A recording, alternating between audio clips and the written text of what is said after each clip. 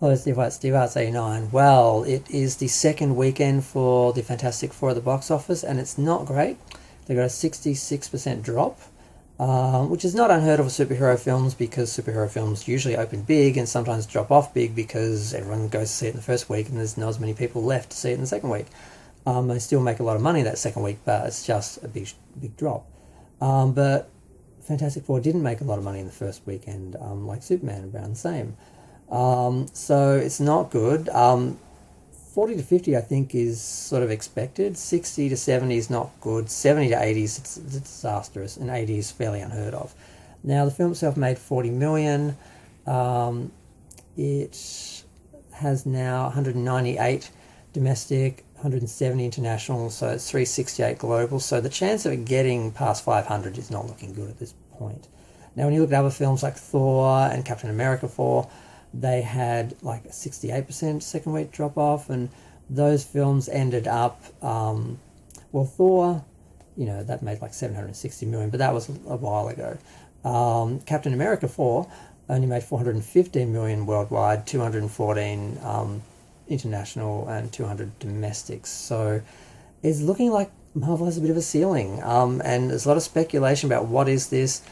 Looking at other films, Marvel, they're all floating around the 400-500 mark. So it's not looking great. Grace Randolph was pointing out that there are some things that have their era, like they're generational, like the westerns. They were huge in the 30s and 60s, and then they just disappeared. Superhero films, are they a generational thing? Do they have a period and they just run their course? I don't know. When you look at the history of them, Superman, huge, but was sort of seen as a one-off. The sequels, didn't go so well because they went the wrong direction. Then 10 years later we got Batman, but that was sort of credited to Tim Burton, and still no one really took it seriously. And the sequels, went down a camp rabbit hole and disappeared. And then it really wasn't until the late 90s when we got some more serious comic book films like Blade, and then we got into the X-Men films and the Spider-Man films, and then it started to get taken seriously, and then the Marvel films came. They created their whole extended universe and started to plot all that out. And then we sort of had this era of superhero films which lasted a good 25 years. And now we're sort of getting towards the end of that, and it looks like they have hit a ceiling and something's happened. I think it's not so much superhero fatigue, because we had films like Deadpool and Wolverine that were huge.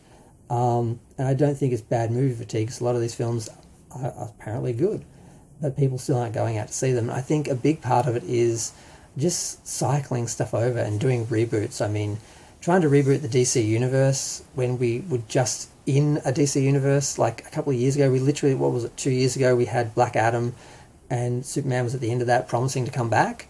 And now it's like, I think a lot of people are just like, what happened to Henry? Like what they can't keep up. And I think that's part of the issue with the new film. Some people are jumping onto this whole new universe and the idea of a separate fantasy world aside from our own, instead of trying to base superheroes in the real world, which I think is a huge mistake. And maybe having two different universes, one that's a total fantasy universe and one that's a realistic universe, like DC Marvel, that could kind of work. But trying to make DC Marvel and now make that a fantasy universe, I don't know.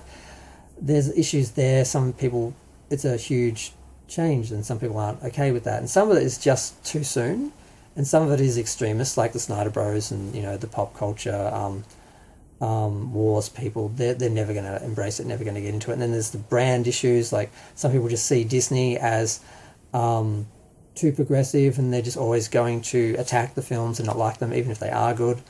And then some aren't that great. So it's a bit of it's interesting. I'm curious where things are going to go in 5 to 10 years. I think if they bring down the budgets,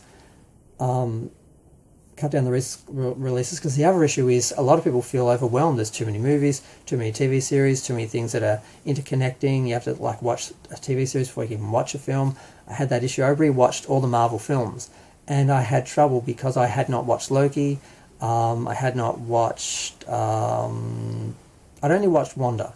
WandaVision was the only TV series I watched in the Marvel Universe, so I hadn't seen any of the others. So that was difficult. Although I didn't actually manage to see all of them. I didn't rewatch Captain Marvel, and I didn't watch the Marvels.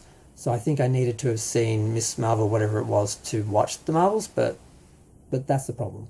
So there's that issue as well. So I think there's a few issues floating around. If they can pull that back a bit, keep it down to 1 or 2 movies a year, maybe 1 TV series, make it a real event, kind of like Star Wars, just make it an event, get the most out of it instead of trying to pump out the most content and then everything suffers and just gets like a moderate response. I think there's a few things that come with the streaming era that have complicated it, and I think if they work it out, they can still save the superhero genre, but it could go the other way as well. So we'll see what happens in the next 5 to 10 years. But it's not looking great for both of these companies sort of rebranding or rebooting, because these two, flagships, aren't doing as well as expected. They're not billion-dollar films, that's for sure.